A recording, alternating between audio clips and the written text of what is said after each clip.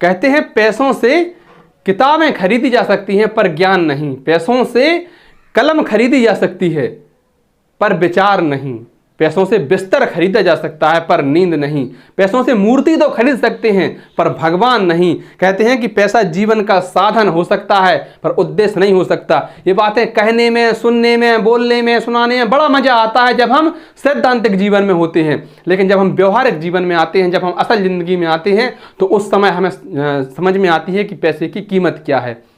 कितने ही सगे रिश्तेदार हों, कोई नहीं पूछता है अगर हमारे पास पैसा नहीं है तो, और अगर हम पैसे वाले हैं तो बहुत दूर दूर के रिश्तेदार हैं फिर भी वो बहुत इज्जत देते हैं, सम्मान देते हैं और अपना ही मान के चलते हैं।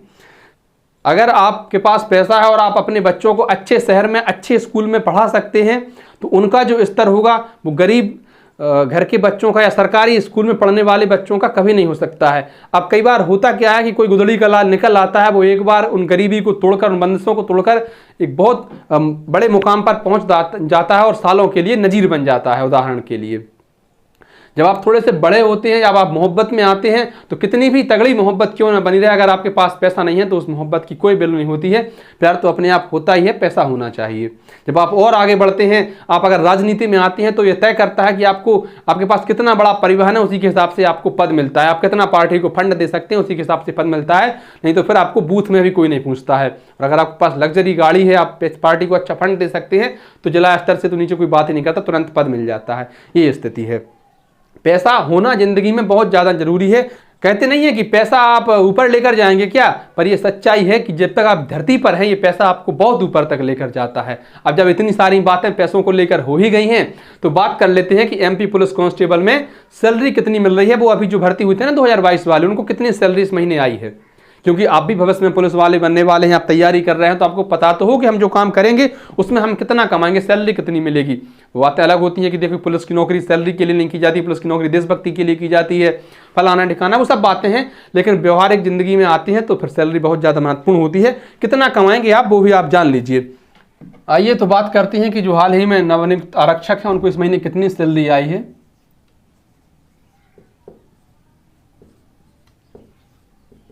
यहाँ दिखाई दे रहा है, जी हाँ। तो बेसिक पे जो इनका है वो 13,660 है। कितना? 13,660, लेकिन ये 70% है, ध्यान रखें। एमपी में एक नियम है कि आप जब सरकारी नौकरी में आते हैं तो पहली साल आपको 70%, दूसरी साल 80%, तीसरी साल 90% और फिर 3 साल का प्रोविजनल पीरियड समाप्त होने के बाद चौथे साल आपको पूरी 100% सैलरी मिलने लगेगी।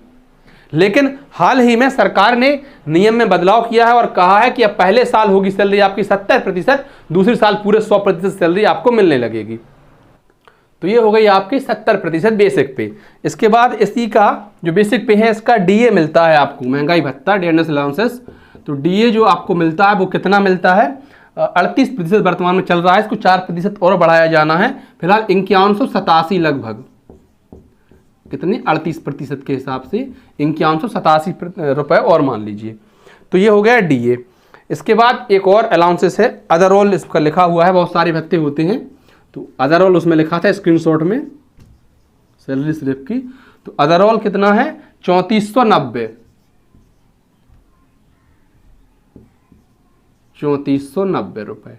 ये कुल मिलाकर कितना हो रहा है जब आप जोड़ेंगे तो ये हो रहा 22,337 रुपये आपको प्राप्त हुए। लेकिन अभी इसमें से कुछ कटना भी तो है। किसका कटना है भाई साहब? प्रोफेशनल टैक्स आप देंगे, जीएस देंगे, एनपीएस के भी पैसे कटेंगे। तो देखिए प्रोफेशनल टैक्स कितना कटता है?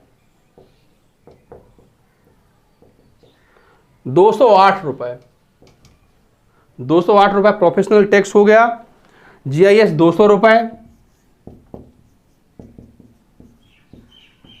और एनपीएस के कटते हैं आपके 1874 रुपये। हो सकता है ये थोड़ा सा डाटा अलग अलग भी हो सकता है, कुछ यूनिट्स होती हैं, कुछ ज़िले में भी अंतर पड़ जाता है, क्योंकि जब आप शहरी क्षेत्र में होते हैं, बड़े ज़िले में होते हैं तो आपको एचआर ज़्यादा मिल जाता है और छोटे ज़िलों में उसकी अपेक्षा कम मिलता है।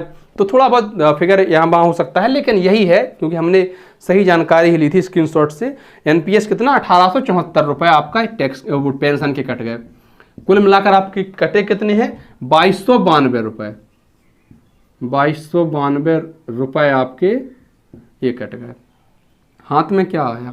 22,337 मिलने थे, 2292 कट गए, कुल प्राप्त हुए 2,047, माफ करिए 20,047 रुपये। पर मंथ सैलरी कितनी है? 20,047 रुपये। वर्तमान में मध्य प्रदेश पुलिस आरक्षकों को, जो कि 2022 में भर्ती हुए, उनको इतनी सैलरी मिल रही है। लेकिन जब हवा बदलेगी, जब समय बदलेगा, जब ये लोग अपने प्रोविजनल पीरियड से बाहर निकलेंगे और अगर सरकार की बात सच मान लें कि 70% के बाद पूरा 100% सैलरी मिलने लगेगी, तो 13,660 ये 70% है। जब ये 100% होगा तो कितना होगा? 19,514। फिर इसी का आपको अभी 38% मिल रहा है, बाद में मिलेगा 42%, तो ये कितना मिल जाएगा? लगभग 8,000 के आसपास ये हो गया। तो कुल मिलाकर फिर 28-30 हज़ार रुपये आपकी सैलरी आपको मिलने लगेगी। फिलहाल जो सैलरी मिल रही है वो यही है। लेकिन मैं अंत में वही कहूँगा कि पुलिस की नौकरी वाकई में सैलरी के लिए नहीं की जाती है।